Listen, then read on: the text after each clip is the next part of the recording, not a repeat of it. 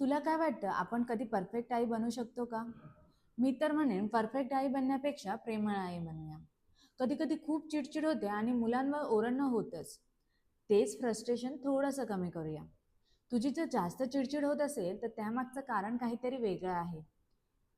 चल, मग मला एक प्रॉमिस कर.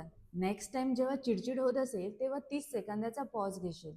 थोडी शांत राहशील, दीर्घ श्वास घेशील, त्यानंतर बोल, त्यानंतर रिॲक्ट कर. 100% कोणीच परफेक्ट नसतं. तू केलेल्या काही गोष्टी एखाद्याला चांगल्या वाटतील, एखाद्याला वाईट वाटतील. पण त्यामागचा हेतू काय होता हे फक्त तुलाच माहिती आहे ना. प्रेम असणं महत्त्वाचं आहे, परफेक्ट असण्यापेक्षा. तुझ्या मुलांच्या लक्षात तुझं परफेक्ट असणं राहणार नाही आहे. तुझं प्रेम लक्षात राहणार आहे. त्यामुळे परफेक्ट बनू नकोस, प्रेमळ बन.